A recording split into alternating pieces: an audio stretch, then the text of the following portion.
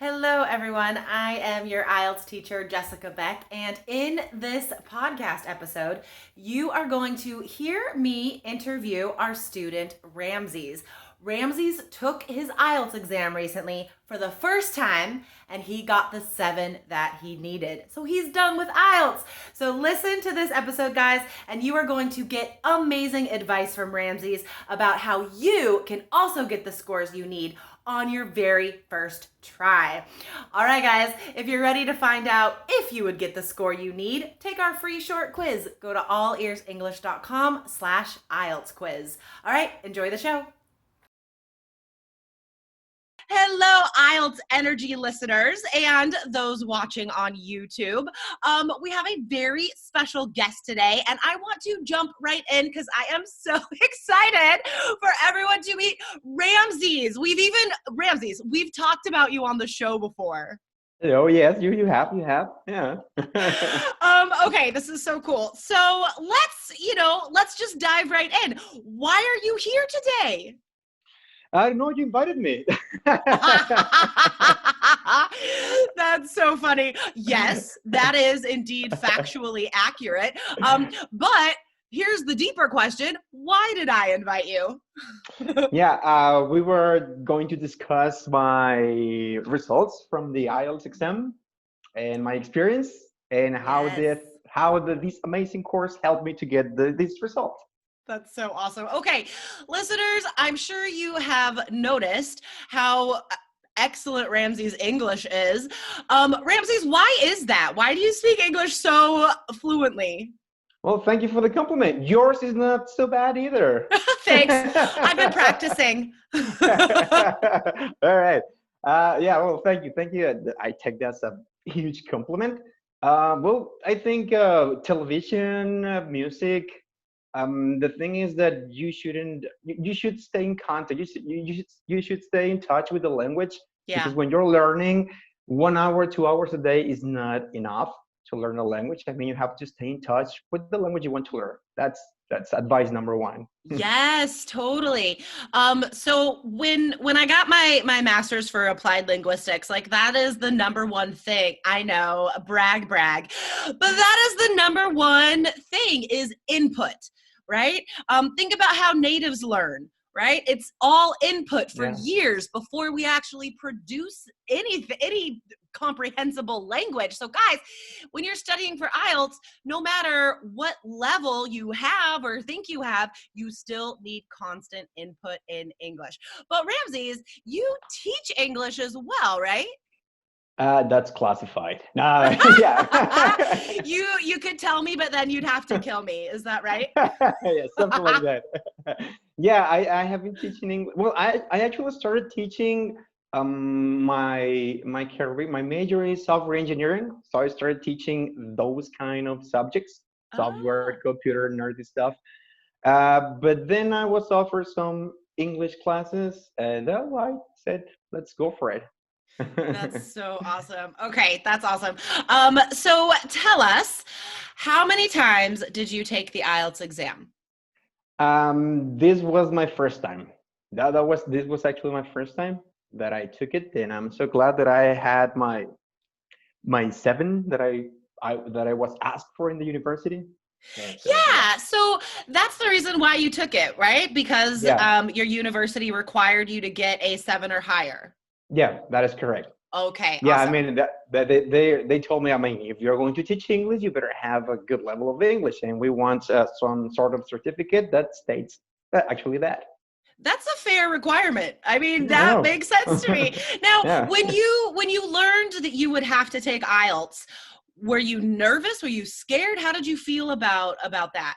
Well, actually, I know every student that is listening right now, it probably is going to feel identified that when I decided to take IELTS, I did my own research to see what the test was about, the structure, what kind of questions were on the test. But I didn't feel nervous at all because I had this list of certifications that I could take, and IELTS was the first on the list.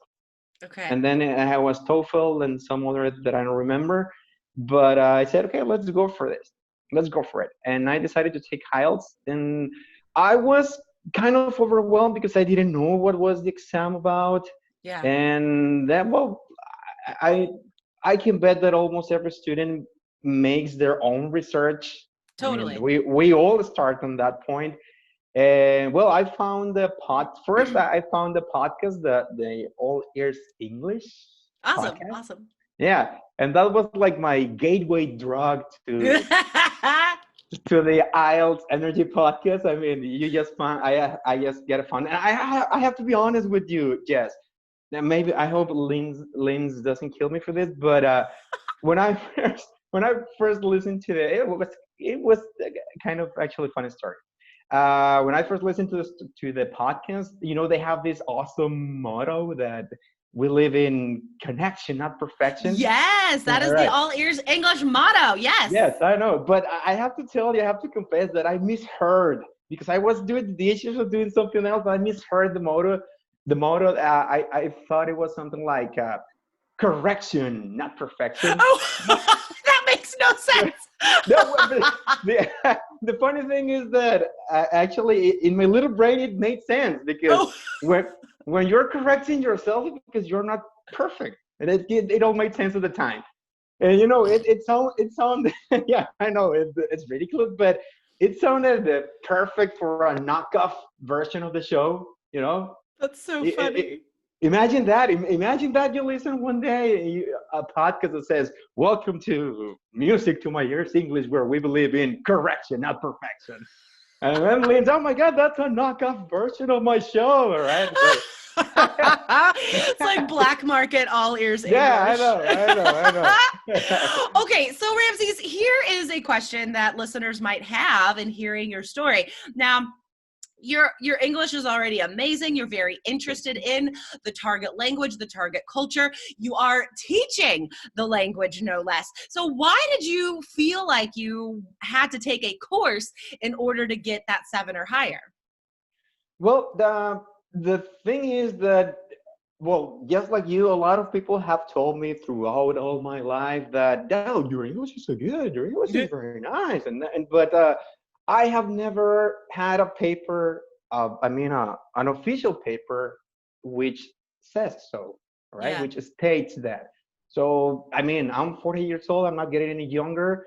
So it was about time. It was about time that I got some official paper that Okay. states my level of English. All right. That's awesome. That's awesome. Okay, so let's talk about your experience on test day. Were there any challenges you experienced? Dude, it was an emotional roller coaster. I know this is a cliche phrase, but yeah, it was indeed an emotional roller coaster because I was when I got into the exam, I went to the IELTS center, and I mean, everybody knows that you should be there like 30 or 45 minutes before the exam because you have to register and stuff like that. And I was feeling pretty confident because I have all these strategies from the course, and I was feeling extremely confident. All Mhm. right. And dude, but I remember as if it were yesterday, right? It feels like, "Hello everyone, my name is Ramses and this is my story," right? Something like that. So yeah, it was a hot August Friday, and the weather was just as dry as my throat. No, uh, no, I was actually I was feeling pretty confident, and because all the interesting things that I learned from the course. But I have to tell you, I have to tell you that uh, I mean, if only you had seen me there, you would have said, "Oh my God, this guy is exuding confidence, yet not cockiness." And as soon as I walked through the room, because the listening part was the first part, and then Yeah. I saw this. I think I told you this in one of my emails, and then I saw this small CD player with these microscopic speakers, Yeah. and then I thought to myself, "Oh my God, this is where they're playing the audio," and yeah, they did. And then I started looking around the room. There were no additional speakers, no headphones, and then I started to panic, to freak out. Everything. I mean, I was smiling on the outside, but on the inside, I was like falling apart. Yeah. And then because of this because of these pandemic times, we're not allowed to in the room. I mean, we could be 12 people, only 12 people in this big room. And well, Wow. it's common knowledge that when you're in an empty room, you hear a lot of echo. Sure. So when they started playing the audio, it was, dude, I remember, and I start to sweat. My palms are getting sweat. Yes. Even remembering it makes you Yes. nervous. Yeah. And I remember we were 12 candidates and they played this sample audio. Yeah, the invigilator said that, I'm going to play an audio to see to check that everybody is listening. And they played the audio, and then everybody started looking to each other. All the candidates, we were looking at each other like, oh my God, we are about to go down because we cannot hear anything, right? Yeah. I think one guy raised his hand and he said, you know what, I cannot listen to that. I asked Oh you hear gosh. this muffled sound. Yeah. And everybody was, but the invigilator said like, nah, I don't care. I'm going to play it anyway. All right. Well, I'll tell you something. Here's a little insider tip. The invigilators, like, they don't make a lot of money. It's not like a skilled position. It's like a minimum wage job Yeah. where Right. they just like rock up on Saturday and say some words and press play. Like, that's all that they do. Yeah. So Yeah. like Yeah. they don't care.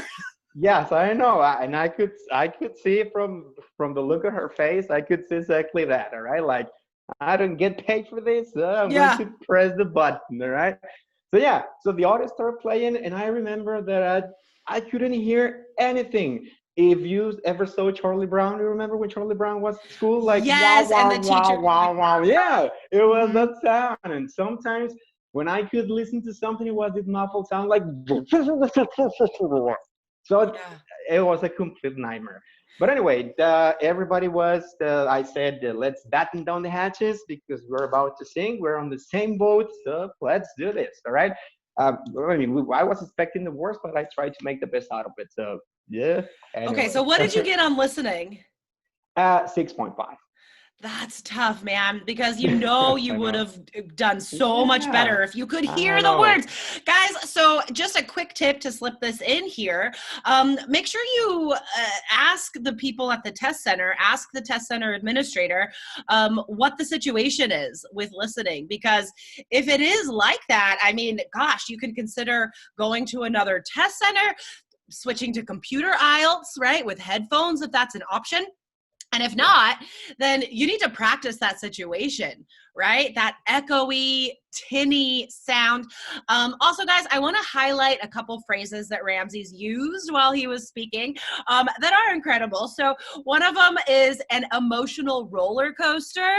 An emotional roller coaster, that's just like you're experiencing so many emotions, highs and lows, happiness and fear, just all one right after the other. And that's totally what could happen on test day. And then also, I remember it as if it were yesterday. Guys, that's a great way to introduce a speaking part 2 story. I just want to highlight that would be amazing. Yeah. Okay. So you got a 6.5 on listening. Yep. Understandably, you couldn't understand what was happening, what they were saying. Now, do you have any other tips from students that helped you in the other sections on test day? Well, I think my advice number one would be stick to the strategies because when I was able to finish the reading part with 25 minutes to spare. I mean, it was awesome. Are you serious? Yeah, I mean, Wow. I had time to go back and look at some to correct some things. All right. So So yeah, actually the strategies do work. let me ask, you sound kind of surprised. They do work. Guys, okay, I said it at the beginning, but if you didn't catch it, this podcast is also being recorded on video, which I will put on our YouTube channel, IELTS Energy TV. So if you're not a subscriber to our YouTube channel, subscribe so you could see Ramsey's expressive motions and stuff. It's just awesome.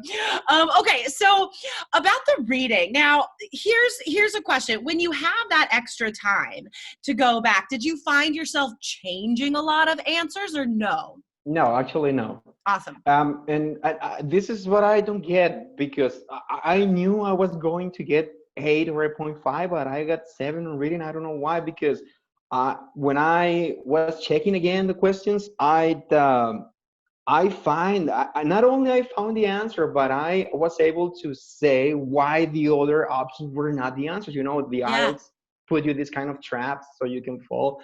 So yeah, I don't know why. I don't know what happened. But anyway, that 7 is a good thing. That I'm not 7, that's complaining. what you needed. 7 is Yeah, great. And then yeah. for speaking and writing, what did you get? For writing, I know I 6.5. Okay. It feels like you want to say, you want to excuse that Yes, score. yes. I was trying to justify myself, but yeah. And speaking, I get a 7. And Awesome. the thing is, I was a little thrown off because I had to take, well, like 10 candidates, we have to take the speaking test twice because they have some technical problems. So it was kind of, No. yeah. I mean, they were like this. We took the exam through Zoom, and I got a call the next day, and they told me, you know what, can you come back again because the the exam didn't was not recorded. That that Oh was no. good. Oh, so you had to do the speaking test on Zoom. Yes. Yep. Interesting. Okay, because Yep. we've spoken to candidates in other countries that they still did it in person, but with a mask on. So again, Oh, guys, okay. like every city, every center is following the rules they think they have to. So just, I mean, with all of these extra pressures that are happening in the world today, just make sure that you talk to the test center administrator, get details on exactly what to expect for your own exam so you could practice like that. Yeah. Okay. So, you got amazing scores, Ramses, and especially this is like the only time you've taken the exam. I mean, imagine if you took it again, your scores would go up by a band point at least, Oh. but you don't have to. So that's the good news. So, Yeah. one last question, Ramses, how did you feel when you saw those scores? No, I was pretty thrilled about seeing those scores. Yes, of course. I mean, it's my 7. I know I could have done better on the listening because of the technical problems that I had, Yeah. but I made it. That 7's still a 7 at the end. So I think a that lot of people listening would be like, I wish I could get those scores on my first try. all right, That's thanks. awesome. Let me just tell you the because my wife is always telling me that I'm this big goof. Actually, in Spanish, it's a very offensive word now that I think of it. But when I had these 25 minutes to spare in the reading part, I was picture. My wife always tells me that I don't take anything seriously.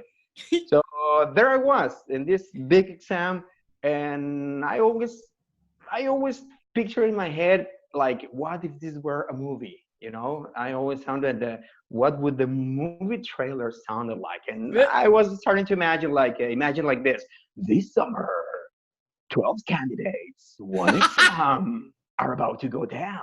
All right, so In a world where yes, 12 candidates. I know, and I was cracking up on the inside, but on the outside I was like smirking, and then the invigilator noticed like she was giving me this condescending look, like, "Hey, are you cheating? Why are you smiling?" And I said, "Don't worry." But I was invigilator. I love that word. When you're learning a language, you usually find those words that you find funny. Invigilator is a funny word for me It because is a funny word. I yeah, agree. it sounds like something like Doofenshmirtz would invent. Doofenshmirtz from Phineas and Ferb. Yeah, in fact, I Yeah, just watched the new Phineas and Ferb movie with James. I really. love All Phineas right, and Ferb. right. They're Yeah, hilarious. yeah. Well, tell him to use that. Behold, the ventilator 6,000 to get better than platypus. That is a very good what's his name? Doofenshmirtz? Doofenshmirtz. Yeah. Yeah, that's a very good imitation. Yeah. Oh, thank you. It's all right. Okay, guys. So I think we could extend this conversation for a long time, beyond IELTS. But let's finish up for today. Ramses, thank you so much for coming on the show. Thank you. And guys, if you would also like to just one and done, be finished with IELTS, get the score you need and move on with your life. IELTS is this big obstacle. If it's for your job, if it's for immigration, if it's for studying, IELTS is this one big thing that is standing in the way. So guys, we can help you get beyond that. Go to allearsenglish.com/KEYS and check out all of our IELTS course options. Okay, Ramses, thank you so much. Thank you. Bye. Bye-bye.